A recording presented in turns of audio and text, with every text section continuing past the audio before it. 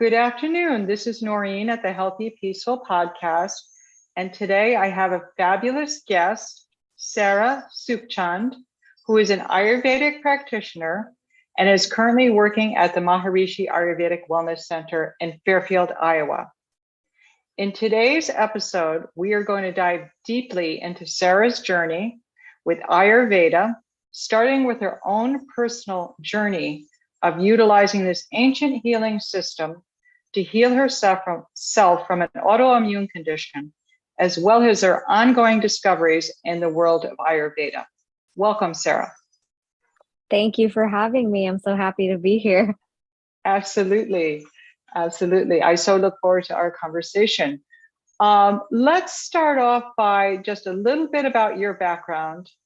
And then we're going to delve into Ayurveda. So tell me a little bit about where you grew up, a little bit about, your family, your parents, and then we'll get into specifics. Yeah, so like you said, my name is Priya Sookchand, and I was born in Queens, New York. My parents are from the island of Trinidad and Tobago, which is in the Caribbean. You can see Venezuela from there. So it's like at the very end of the Caribbean. And then my grandparents are from India. They actually came over there as indentured servants for the British.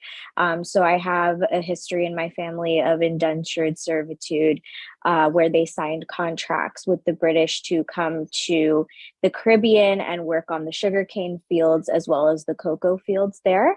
And they were given an opportunity once becoming a free country to go back, but a lot of them chose to stay since, Caribbean climate is really nice and a wonderful place to live. So that's how my parents ended up being born there, and they migrated to the US, and I was born in New York. I lived in New York for about 7 years, and then I moved to Florida, and I was there throughout high school, and then came back to Jersey, and I went to college in New Jersey. And then I learned about Ayurveda, and I did the Ayurvedic degree from Maharishi International University online. And I received a wonderful opportunity to become a Vaidya assistant in Fairfield, Iowa. And now I am in Fairfield, Iowa, working as a Vaidya assistant. Awesome. Well, thank you for that. Just filling me in on your background, and there's certainly another episode for dealing with ancestral healing and some of the things that coming as indentured servants. That's quite a story. Yeah. But today's episode is about Ayurveda. So I would like to ask you about how Ayurveda found you. Tell me, your first experience with Ayurveda, how it found you. Absolutely. So I actually was never interested in Ayurveda. I actually had a grandfather who studied with Chinmayananda Prabhu, and he was a yogi and he knew everything about Ayurveda. And naturally, as a child, I thought all of it was boring, didn't want to hear about it, didn't want to hear about eating healthy, none of it.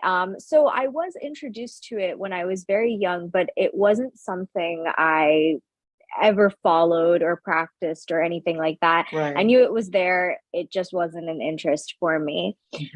So I started going to Kane University when I was 18 years old. And in my sophomore year of college, I was studying business management. You said, is that also in New Jersey, Kane University? New Jersey, yes. Okay. New Jersey. So Sure. I was in New Jersey, and I was studying business management, which is a pretty difficult degree. There's a lot of tasks and projects involved, a lot of stress that comes with it.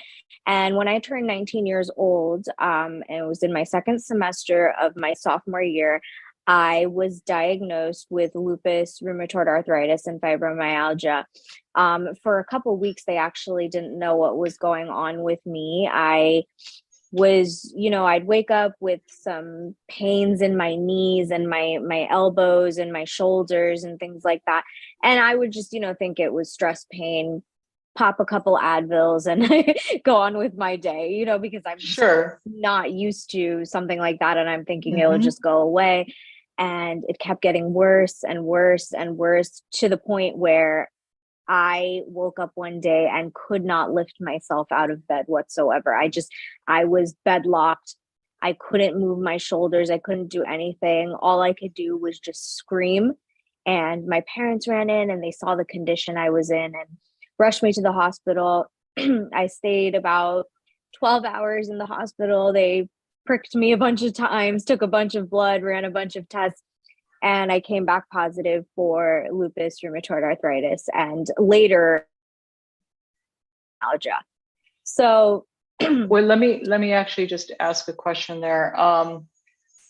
Rheumatoid arthritis is a form of arthritis that is it's an autoimmune condition.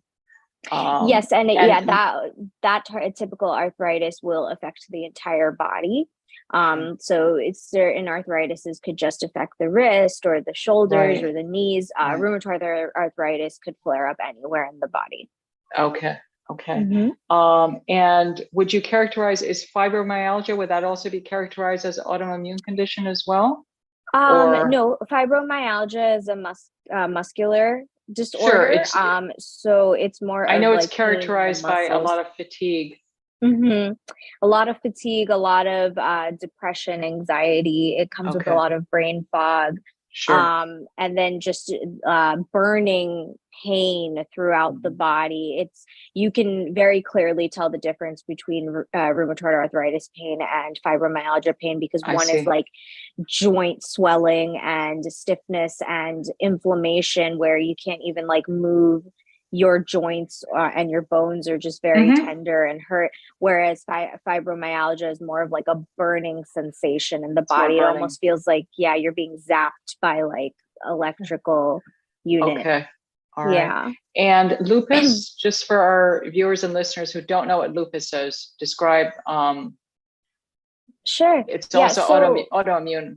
My understanding. Yes. So lupus is categorized as an autoimmune disorder. And what it basically is that my white blood cells are supposed to attack invaders in a normal, healthy body. If an invader enters the body, the white blood cells will go to that site and take care of it. My white blood cells are attacking me. They consider my organs and joints and bones to be invaders, and they attack me. So basically my immune system is reacting to the wrong thing and attacking myself rather than invaders. Sure. Okay, great. So continue on. You got a triple diagnosis. Yep. So I got a triple diagnosis at the age of 19, and I am right in the middle of my degree and don't want this to, affect me whatsoever. So this starts the downward spiral of different medications that were recommended to me by a rheumatologist. They range from steroids. I was taking like 60 to 100 milligrams of prednisone twice a day. I was taking Celebrex, which is a painkiller, 200 to 400 milligrams twice a day. I was taking an at-home chemotherapy once a week, which was methotrexate. I was taking Plaquenil, which is an immunosuppressant to try and calm down the immune system to slow it down from attacking me. But then, of course, that also caused me to get really sick. All of these drugs and medications that I was taking was making me more sick than the actual disease. It had so many side effects. I felt worse than from the day that I was diagnosed till 4 years later after taking all these medications.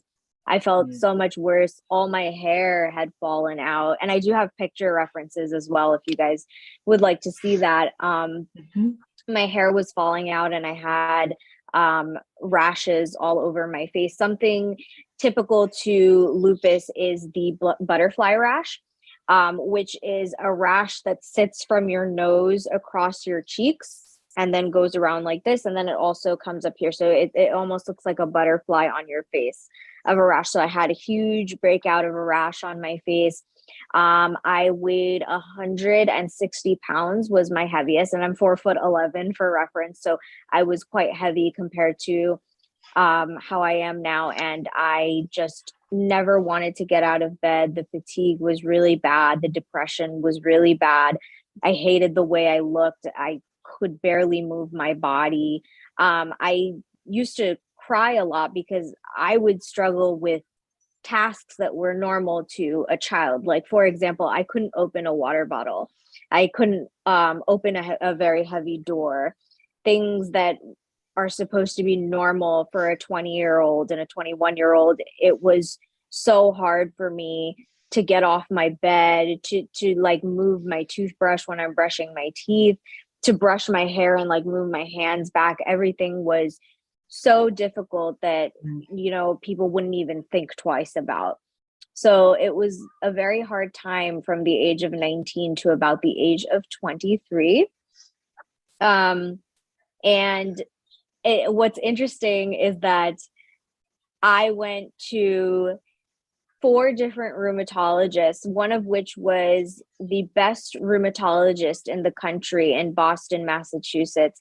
And every time a new rheumatologist saw me, they were shocked at my case.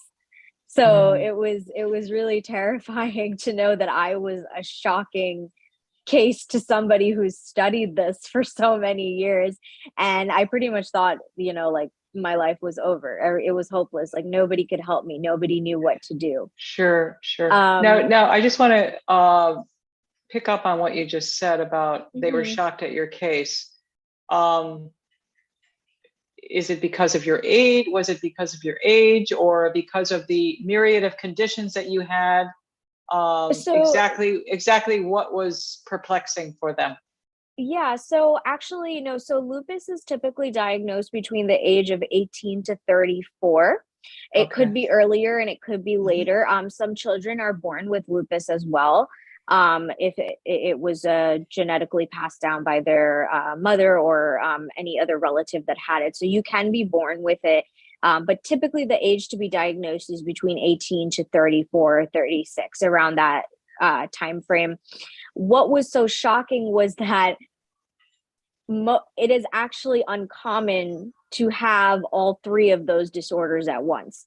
I was Okay. a very rare Okay. case. You usually So either have it was lupus, the multiplicity of yeah, disorders. Okay. All right. Okay. multiplicity of disorders, Sure. how severe the symptoms were showing. Because I'm actually, and I guess I should mention this, so lupus is genetic, and my mother's cousin has it, as well as my grandfather's cousin Okay. had it. Right. Okay. And my mother's cousin, her case is very mild compared to what mine was. She would have Okay. a little bit of joint pain here and there. If she went out in the sun, you could see the rash, you Mm-hmm. know. But it was very well controlled by Western medication, I Sure. guess you Okay. could say.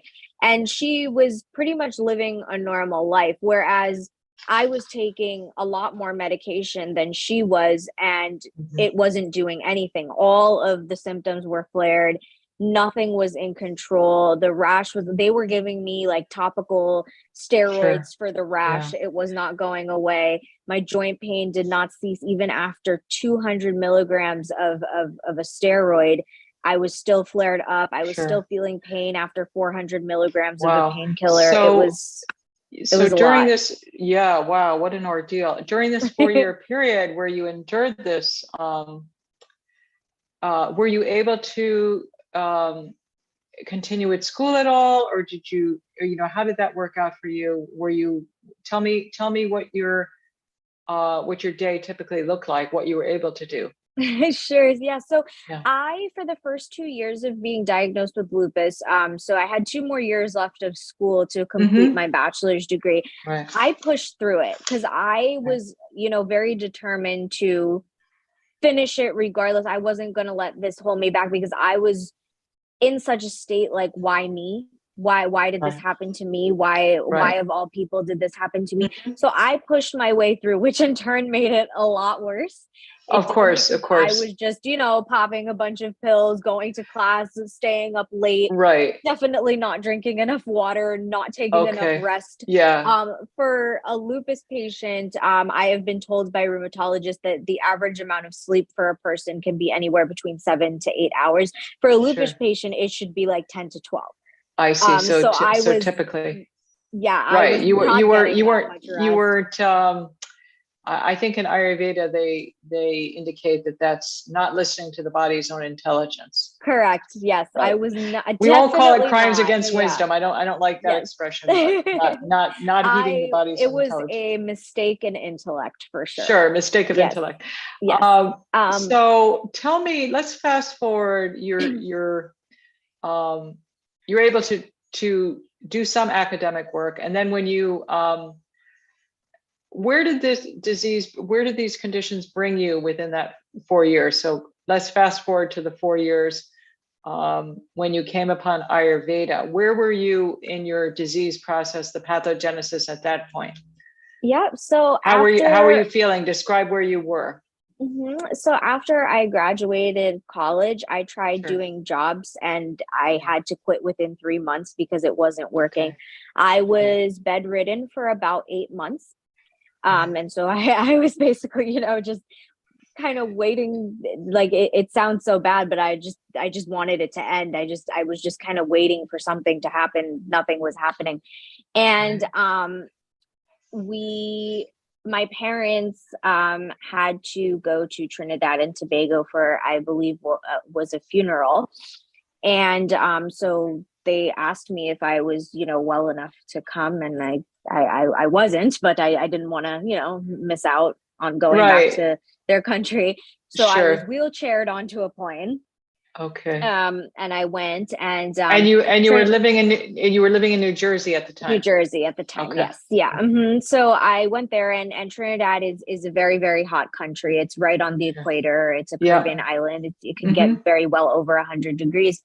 And Right. this particular time that I went was particularly hot. And I went outside and I was walking around, and something to know about lupus is that like dramatic weather changes have a very major effect on the body. Like Okay. lupus likes it when you're like 75 degrees and comfortable. If it's Right. anything So less or more than that, when yeah, you're plopped into another time zone and it's not, right. or another weather zone, it's not feeling so good. Exactly. So I Okay. went there and I went out in the sun and I fainted. I couldn't, like, my body just couldn't handle it.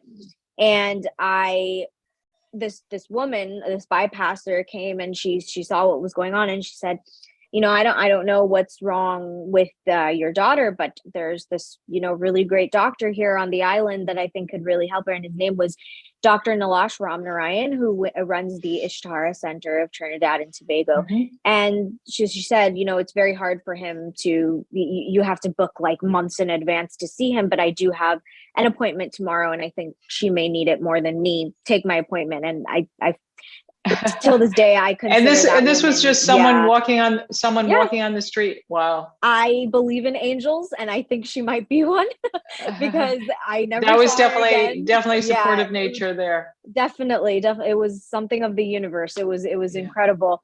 Mhm. And so, of course, me and my parents are going to this doctor appointment with no hopes whatsoever because nothing has worked so far. Mhm. And he says he is an Ayurvedic and vibrational medicine doctor. And so we don't Okay. know, what that entails. We know a little bit about Ayurveda because of my grandfather.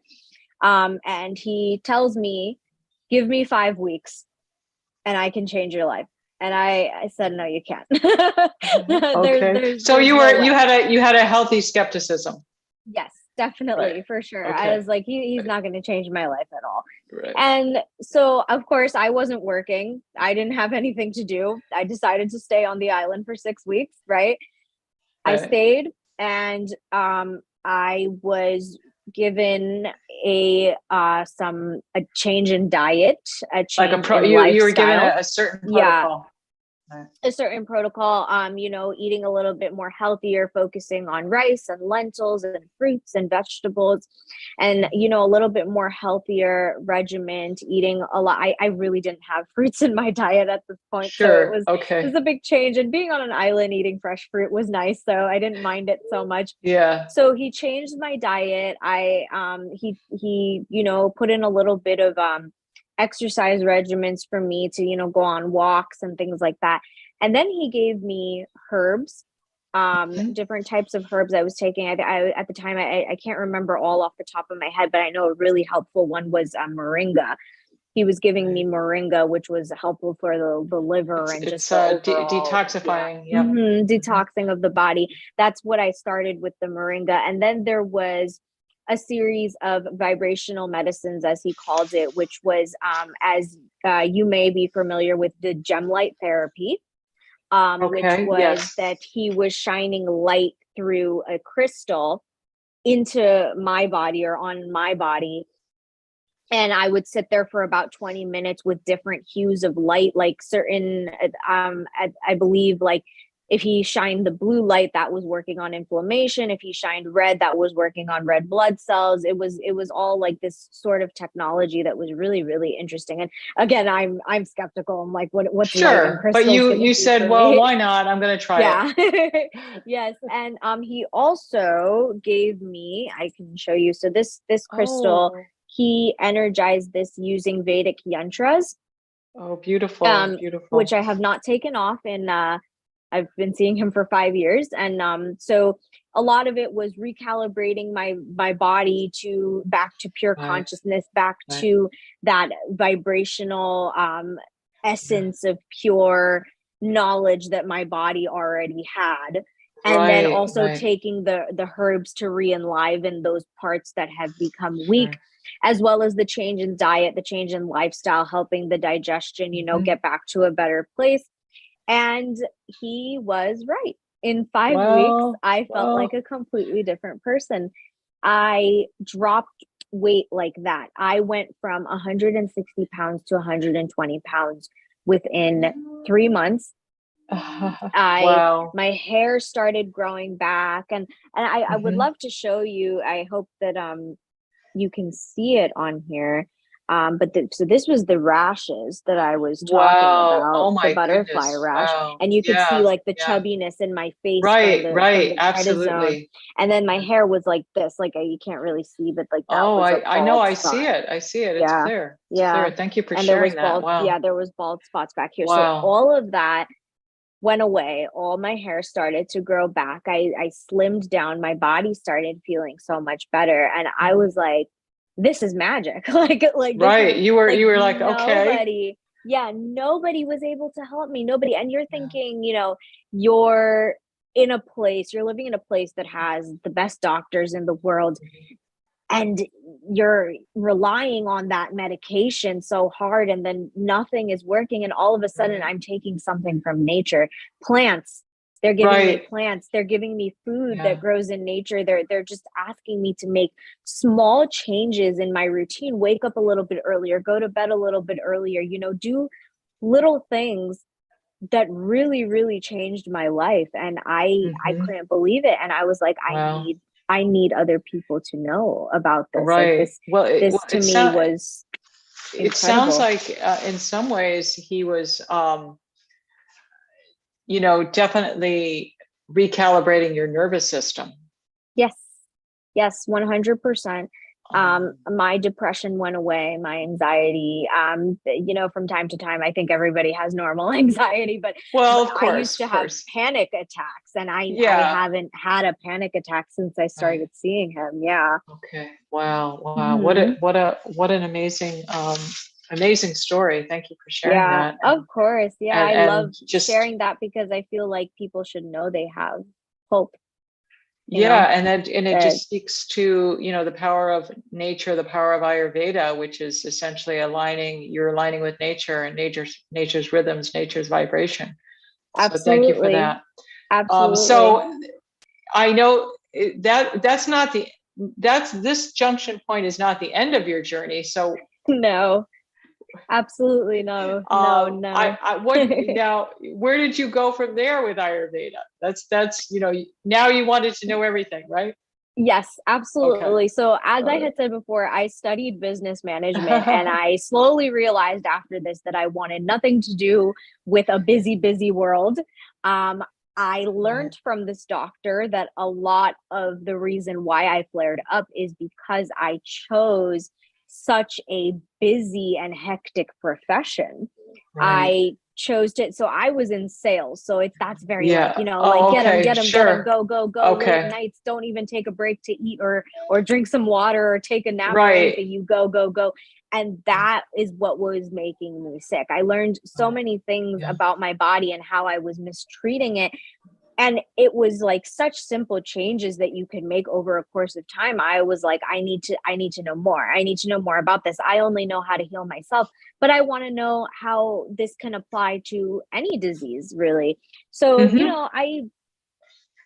I was doing my own research. I got into Reiki. I got into different energy practices because that's kind of where I was drawn at the time because, the crystal therapy works so well. I learned more about crystals and I was kind of like, on my way. And Sure. surprisingly enough, I was on Facebook one day and somebody posted a talk or a lecture about that was by Tony Nader.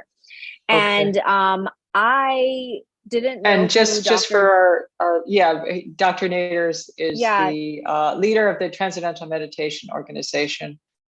yes. So, yep. Yeah. So Dr. Tony Nader, I didn't know who he was, but I watched it and I was like, oh, this is pretty interesting. And there was a link to the MIU website. Okay, And how so when I convenient. went on it, I saw people were studying Ayurveda and Vedic science and consciousness and human potential. And I was like, oh my God, this place sounds amazing. Like, who knew that they offered classes like this anywhere? Mm-hmm. And so one of the requirements, of course, to enter the program was learning transcendental meditation. And Sure. that changed my life. That really, Mm. really changed my life when I learned the transcendental meditation technique and I learned about, coming back to silence and coming back to the consciousness within and just Sure. meditating on that silence and going from, Yeah. Prakriti, the dynamic, to Purusha, the silence. It was Right. so amazing and beneficial to my health, even more than what I was already doing. This added to it. And I knew like this is the place I needed to be. And well, coming to Fairfield, Iowa is just like, a totally different experience on its own. When you come here, it's like, oh my God, I told myself the first time I came here for clinicals that I was going to live here because the vibrations of the meditation is just so Yeah, incredible. I definitely. for the first time I experienced in my life that like I could live in this place and definitely not need medication ever again because the Mm. vibrations are just so good. It's Mm-hmm. constantly vibrating your body. Yeah, You don't need it's definitely anything. Yeah.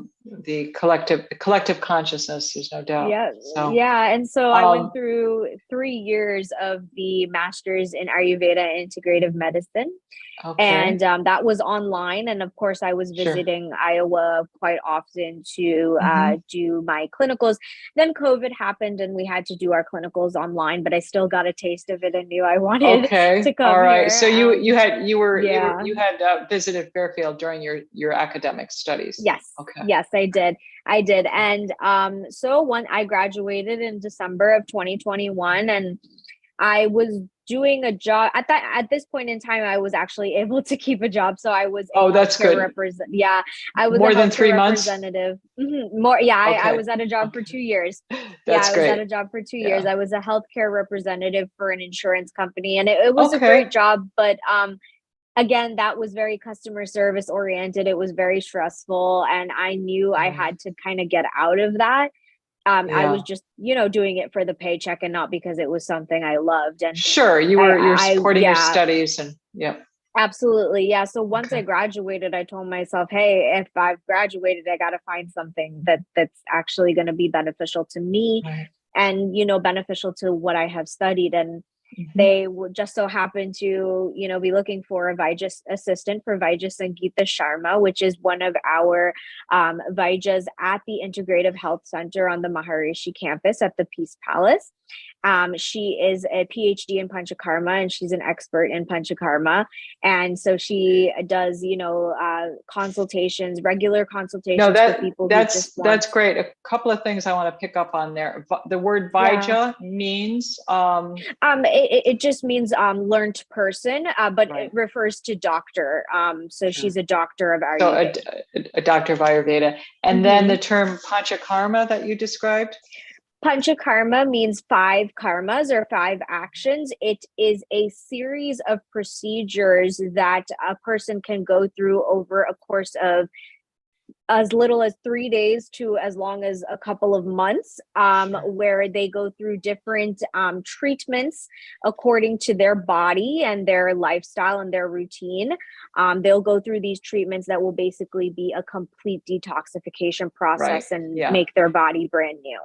Great. And I'm going to get into your own experience with it in a moment, but I just want to back up a little bit about, you started as a master's student in the Masters of Ayurveda and Integrative Medicine at Maharishi University, MIU. Were there any surprises when you started studying Ayurveda? Anything that you didn't expect? Any surprises? Well, definitely realizing that I was doing my whole life wrong. You know, like, well, we don't like to think, we don't like to quite say doing it wrong. It's just, you know, have the knowledge before. Right. You just, Yeah.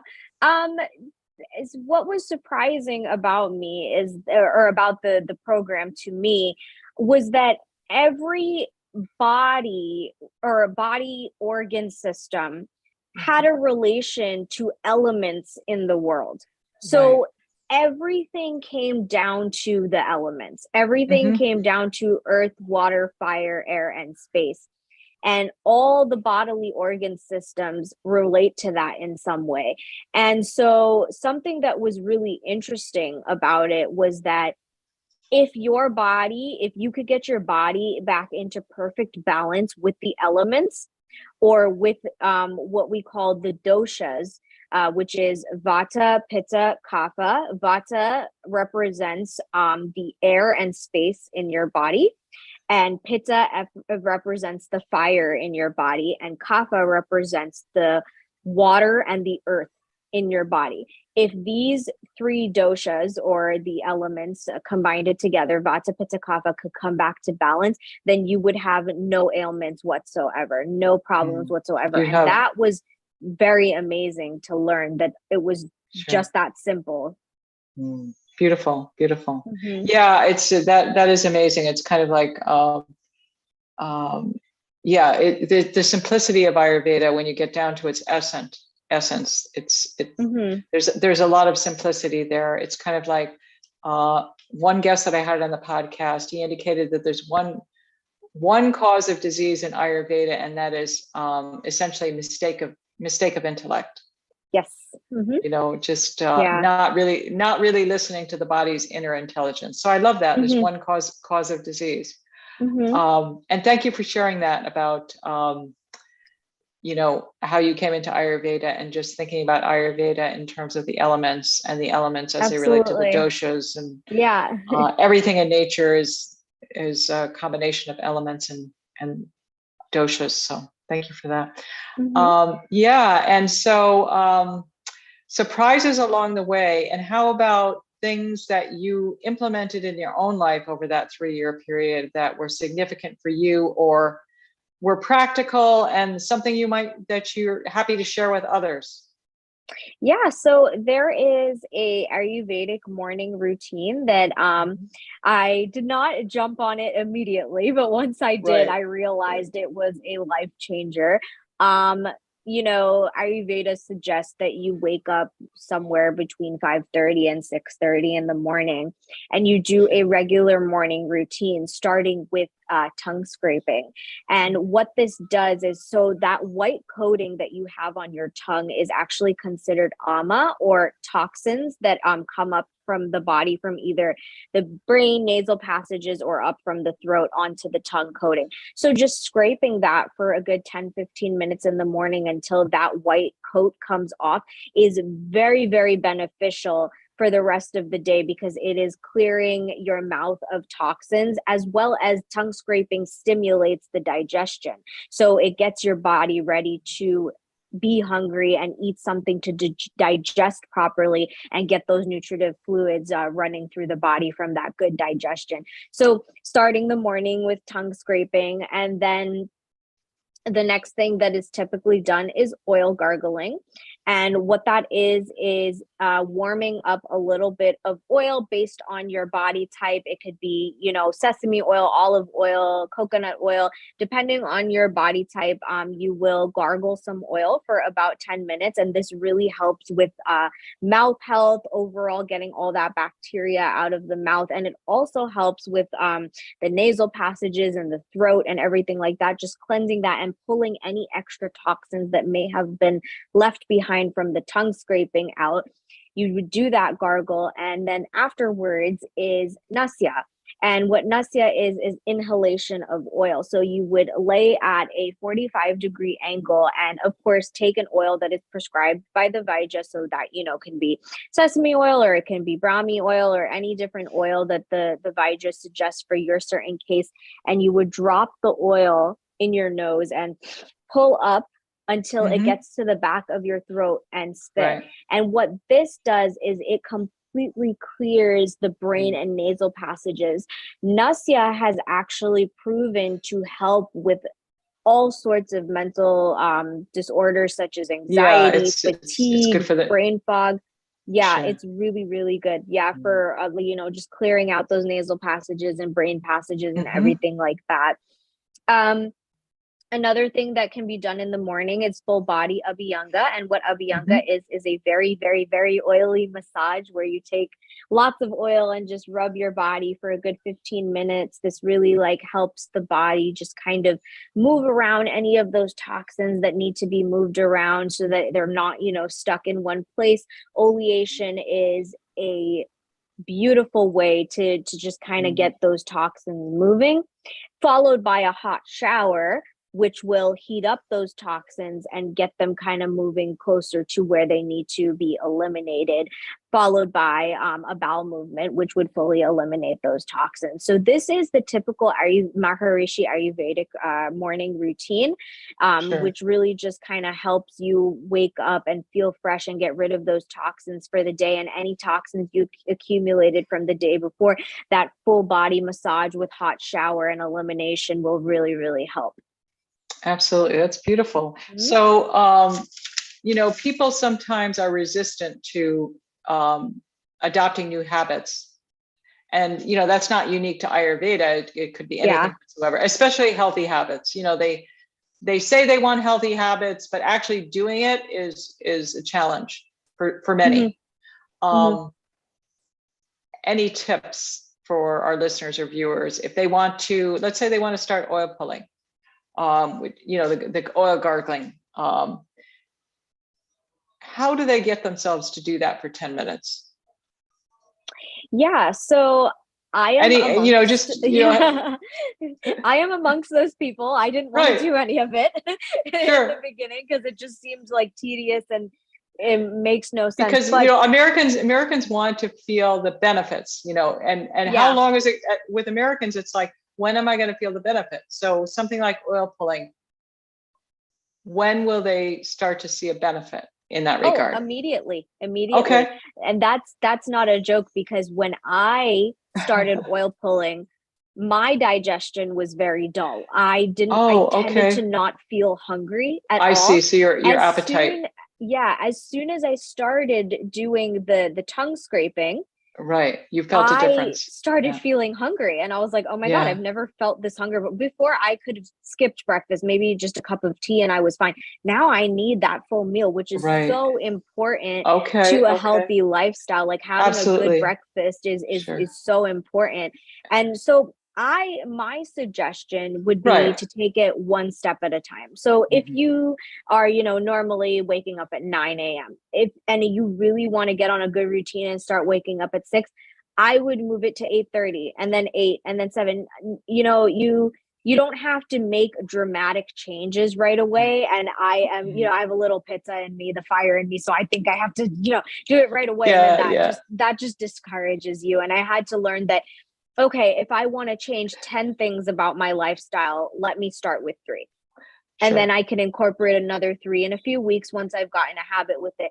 It takes the body 21 days to get used to something. So as long as 21 days to change a habit.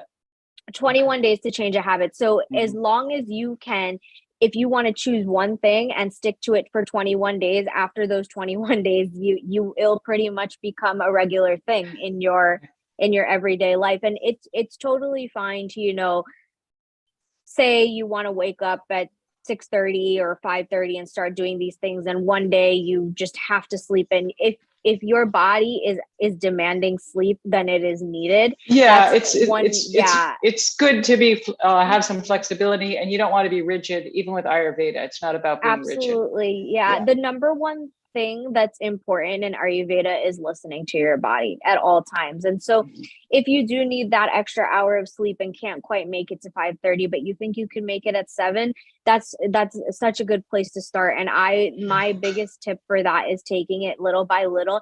And you once you start incorporating it, the benefits are there. The benefits will be seen by, making those little changes in your diet, making those little changes in your lifestyle, that sort of thing. It's all about, Absolutely. you will definitely see results Yeah, quite yeah, that's soon. awesome. That's Hmm. really good advice. Thank you.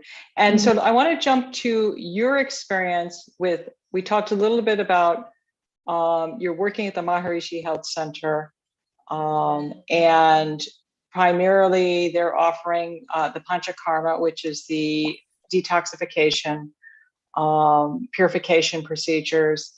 And so tell me, I know that you had indicated that you recently did a Panchakarma yourself. Yeah. So I'd love for you to, and we know that Panchakarma is purifying on many levels. It's not limited to the physical body.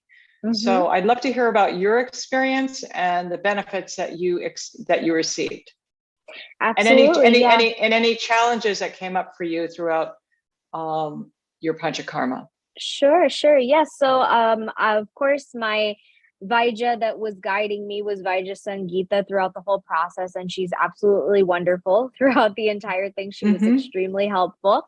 So, there are a series of steps for Panchakarma. There's pre-Panchakarma, Panchakarma, and then post-Panchakarma. And when you decide that you would like to do Panchakarma, typically 21 days before, you are required to do some sort of home cleanse.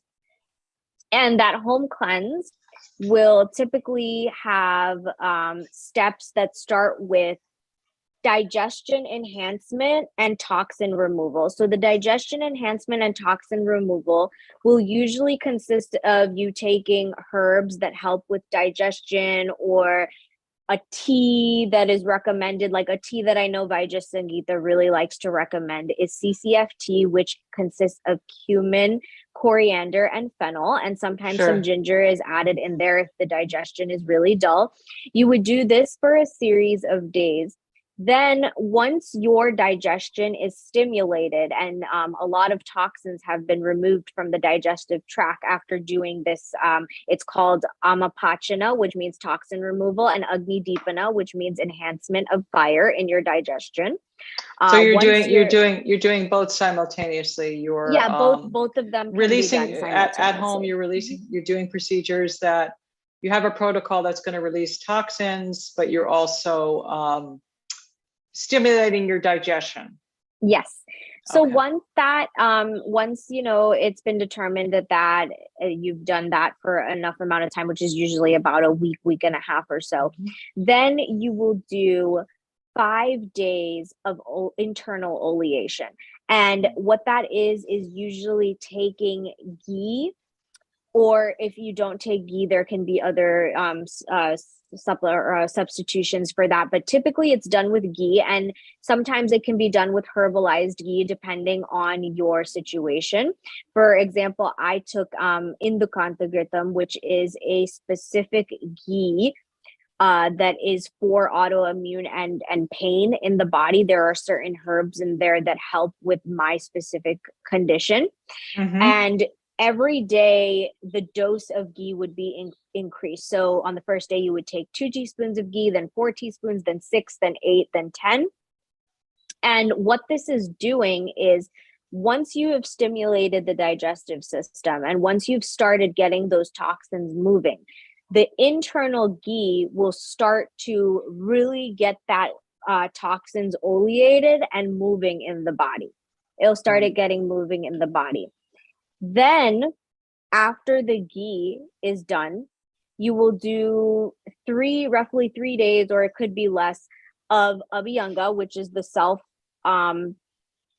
massage to the body. The massage. You would do that for 3 days and then take a hot shower immediately. So you've now oleated inside, you've oleated outside, and then you go take that hot shower. And what that's doing is you've got the toxins moving. You've now taken a hot shower and it's melting the toxins.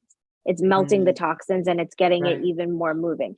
Then finally at the end, which is the worst part of the home prep, and the icing on the cake. Yeah, the icing on the cake is the Virechana, or the laxative, the elimination. Sure. So you take something that the Vaidya prescribes, and it's always different. It can always be something different. I took Trivit Avalehiam, which is a type of herbal paste that had a bunch of different herbs in it that was good for the purgation part. But a lot of the time, especially for American clients, I have seen that the Vaidya will recommend castor oil, which is a really good. Yeah, castor oil is fairly common. So essentially the toxins are moving from the periphery into the digestive tract, and then they're being flushed out. With the purgation, the castor oil, or or whatever herb you are prescribed for that time. So that is a full day of going to the bathroom. Sure. Yeah, you have to be not too busy that day. That's for sure. It's very painful. I can say that for sure. But it is, you feel incredibly light afterwards. Sure. Yeah, it's worth it. I don't think ever in my life I have ever woken up at 5 o'clock in the morning, fresh and ready to go, like I did after my purgation day.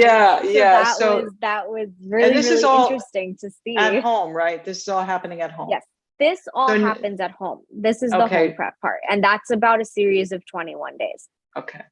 And is that going to be the same no matter how long a person comes for Panchakarma, the 21-day home prep? So at our clinic, we've offered 3-day, 5-day, and 7-day Panchakarma procedures.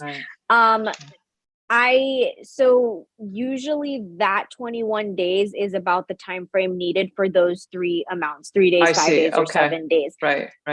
It may be more. I have spoken to other Vaidyas that like their home prep to be 2 months or 3, depending on. So it could vary, but that's usually what someone can expect. Yeah, it's and that was your experience. 21 days. Yes. Okay. Yeah, mine was 21 days. Yeah. So your Panchakarma, did you do the 3, 5, or 7 days? I did 5 days. Okay, so tell me about your experience. Yeah. So again, Panchakarma is going to kind of touch on similar things to what you were doing with the home prep. There's going to be an oleation, a heat treatment, and then a purgation of some sort. So usually in a typical Panchakarma, and there are many different treatments, but in a very basic Panchakarma package, what you will be doing is you will have a full body Abhyanga or massage. And what that usually looks like, it's the most amazing thing in the world. I wish I could demonstrate it, but you lie on a bed and you have 2 Panchakarma technicians on either side of you, and they are doing the same motions on both sides of your body. They're working in sync with each other. Yes. Absolutely in sync. The same exact movements on both sides of your body are happening at the exact same time. And it feels like bliss. It feels amazing. I was actually telling the Vaidya that doing the Abhyanga almost felt like I was meditating. That's the bliss. Sure. I can imagine you would be transported. It feels incredible. Yeah. So it's an entire body massage from head to toe. And once that's complete, that's roughly 90 minutes of massage, and or it might be 60, but I think it was a little bit more than 60 minutes. It might have been 90. So once that is complete, then they do some sort of heat treatment to you. If you are if your doshas inside of you are more heated, like myself, I have a lot of fire within me. My heat treatment was laying hot water bottles, those like bigger water bottles on top in the back of me and the front of me to kind of heat my body up, because now they've oleated me. Now they need to heat up the toxins and get them ready for removal. And then finally is basti, or an enema. And so there are different types of enemas. You can do oil enemas, and you can do herbalized enemas with water that is herbalized. And these enemas are to just completely get those toxins out. And so you're doing this for a course of 5 days, five massages, 5 treatments, and then 5 enemas. You're really good. By the end of the week, all the toxins are completely gone. Right. I got the opportunity to do Pinda Swedana, which is boluses that they fill herbs in, and they soak it in oil and go across my body, patting it with the bolus. And that is really good for people with chronic pain. And it really did numb the body. It felt like all the pain left my body after that. I was kind of skeptical about it. I was like, how is pounding me with like, gonna help me? But it really did. It was really that's good. Great. It was great. awesome. That's awesome. That I got to experience that. And I got to experience the busties, which was the enemas. But there are so many other. So there's the treatments are going to be, those are general treatments, but they will be customized depending on the client's health status, and they were customized for you. Yeah, there are different types of treatments. Oh, so another treatment I actually did, because I get a lot of knee pain due to the rheumatoid arthritis. There was something I did called Janu Basti, and what that is that they take dough and build a wall around my knee with dough. Is Janu the Sanskrit for knee? Yes. Janu Basti, it means knee, Basti, or knee. So the Basti is not just for our viewers and listeners. The Basti isn't limited to an enema. It could be at other parts of the body as well. There are internal Bastis and external Bastis. External. Okay. So you had one on your knee. Yeah. So they built the dough wall on my knee and then filled it with oil. And they would continuously, that happened for about 40 minutes, and would continuously check the temperature of the oil. And as the oil temperature started to drop, they would take it out and refill it with oil. So it was just like constant herbalized oil. So the warmth was continuing to be refilled and sustained. Yes. They were keeping the warmth there. Wow, that's awesome. Yeah, and that was great. Like I since I've been diagnosed with lupus, you can ask my fiance. I'm always asking him for help off the floor and things like. But I could actually get up from the floor now. It's pretty amazing. I haven't been able to do that in a very, very long time. Wow, that's wonderful. Wonderful. That's quite a success story. So I know there's a post panchakarma as well. It's not like you're done with panchakarma and now you just full speed ahead with your former life. There's kind of a gradual re-entry. Tell me about that. Yeah, so you can basically look at panchakarma as clearing all the toxins out of your body that was in the way of making you better. So now that you've cleared all the toxins out of your body, it's like you're a brand new baby, and now we can like work on all the problems you ever had. Your going home treatments. But you also have to be very gentle with a brand new baby. Absolutely. Oh yes, and like the days during panchakarma and after panchakarma, my diet had to be very light, clear soups, lentils, very, very light and very, very soupy, because you had to take care of all those enemas that were happening to you, and you just you didn't want too much going on in the digestion as well. Absolutely. So easy to digest foods. Yeah, the going home package will now consist of diet, exercise, routine changes, and herbs that are specific to your condition. Okay. So for example, I went there because I had lupus, I did panchakarma, and now I am on a herbal protocol that is strengthening my immune system. So it's customized for you. For you. Everything in Ayurveda is completely customizable. And that's something that makes Ayurveda so special is that Western medication, there's a group of people that are generalized under one disorder, and this one pill is for that disorder. Right. Whereas with Ayurveda, it's this person may have a heart condition, this other person, and this other person. We are looking at your body structure, your nature, the way you are, the way you handle things, your emotions, everything, the way you eat, the way how your lifestyle is, how your routine is, and we are going to adjust specifically to you. Right. It's definitely. I think it's been called personalized medicine. Yeah. So it's definitely. Yeah, definitely. A personalized I've seen so approach. many times that three different people will come in for the same exact disorder, but the same herbs are not always prescribed. Right. It's based on that person. It's very unique. That's great. That's wonderful. Yeah. Well, Sarah, this has been fabulous. First of all, you sharing your own health journey. Thank you so much for sharing that with our viewers and listeners, and also how that catapulted you into the world of Ayurveda, not just for your own healing, but to really be out there helping others, and also your recent experience with Panchakarma.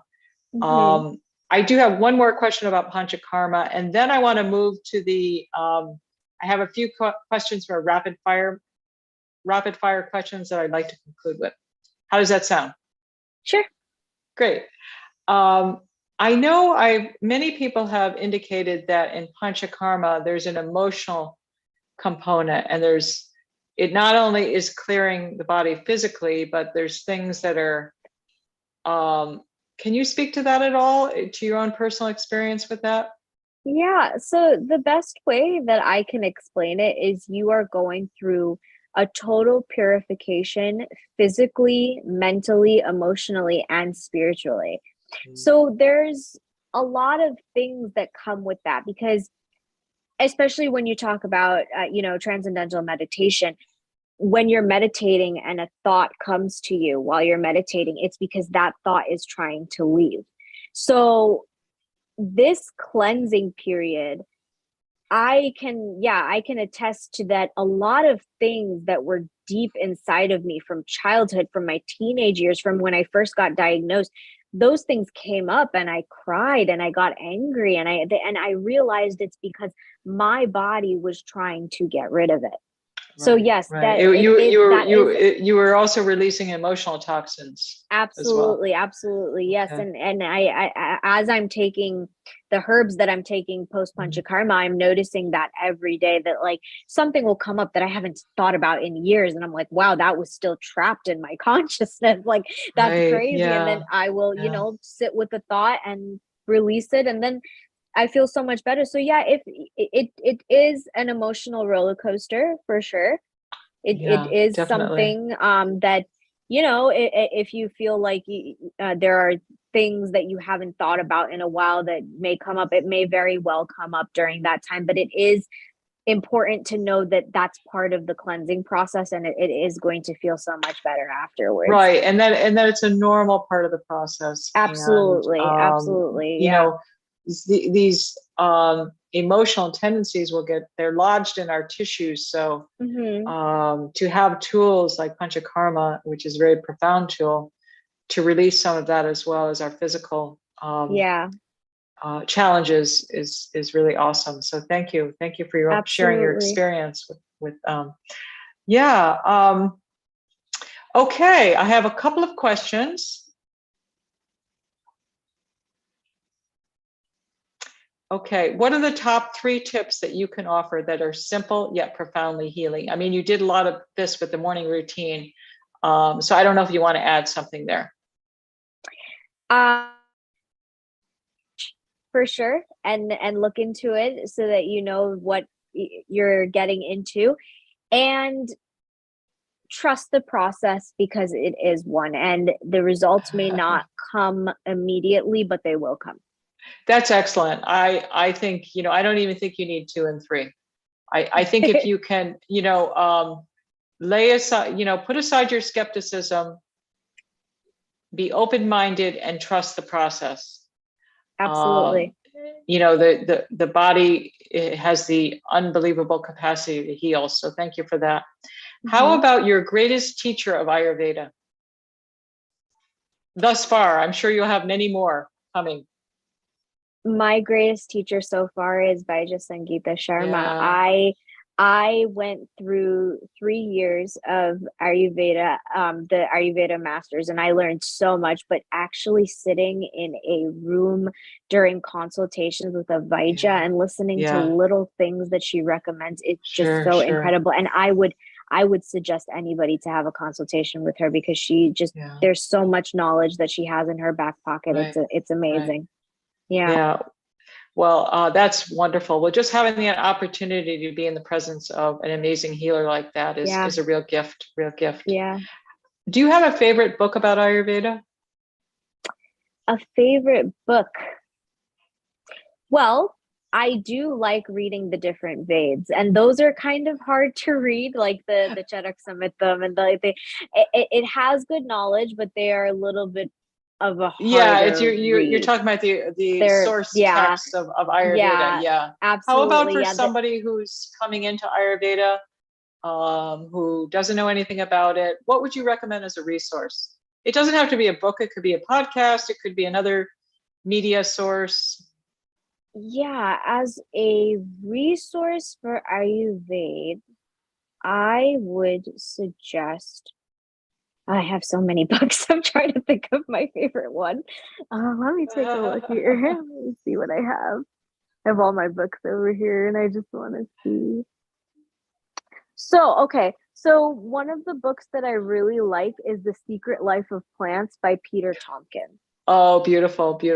Yeah. And tell me that one. Yeah, I really like that one a lot. Yeah, and tell me why in a 3 sentences why you really like that book, why it spoke to you, and I assume it still does. Yeah, this book really speaks to me because it shows you that plants are alive, and that plants are made of the same essence as you are, which is why they are so helpful to your body. Oh yeah, that's beautiful. Yeah, I'm sitting right next to an aloe plant near my desk, so I totally relate. Yeah. I mean, it's just also the vibration of the plants, so it's awesome. One thing you wish for in your life that you're grateful did not occur. One thing I wish for in my life that I'm grateful didn't occur. I am grateful that I was diagnosed with lupus. Because it brought me so far. Right. Absolutely. Thank you for that. And thank you for sharing your story with everyone. That's a real gift. Do you have a top Ayurvedic tip for the summer season? Drink water. Room temperature. And eat a lot of juicy fruits. It will help. Definitely. It'll definitely cool that pitta. Yeah. Okay. It will cool you down immensely. And do not go for like ice creams and like try the juicy fruits. Yeah, that's true. And this is the last question. Now that our lives have become more virtual, meaning our connections are also more virtual, do you have tips for shifting into this new era, which seems to be here to stay? I think that the virtual world is an excellent source of communication. And with that, it allows you to do things like take an Ayurvedic master's online. So I think that people should really implement that as a resource and do more research and join groups about getting more healthy. Even if Ayurveda is not necessarily what pulls them, being healthy in general, it's like this life is the most precious thing that we have. And so if you can join communities and virtual, talks with people about getting healthy and living the best life you possibly can. It's just such a wonderful thing and a convenient thing to do from your home. Right. That's awesome. So yeah, that's great because many times we hear about the virtual world and we know that it can aggravate vata dosha as well as pitta, and perhaps kapha too. It's probably Yes, not tridoshic in too terms of the much, but it is yeah, yeah, not too in much. terms of the aggravating factors. Yeah, But I like the fact that you really put a positive spin on it, that there's opportunities here. So let's take advantage of them. I mean, you still have to do your absolutely. morning walk. You can't do it in front of your computer, but Absolutely. yeah, so awesome. Yeah. Well, Sari, this was really great. And where can our viewers and listeners find you? Social Um, media, all that, yeah, so your my handles? Instagram is at Sarah, Sarah Sookchand, Sookchand. Hmm. And my Facebook is a little different. It's Sarah dash Priya Devi Dasi. And they can find me Priya, there anytime. Yeah, Sarah Priya. Deva, and what's the last word? Devi Right. Devi Dasi Okay. Dasi. Yeah. DASI. Okay, great. Hmm. I'll include all of those in the show notes as well. So Great. yeah, this was awesome. So thank you so much for being a guest on the Healthy Peaceful podcast. And Absolutely. Thank you for having me. absolutely. Just hang for a moment, Sarah.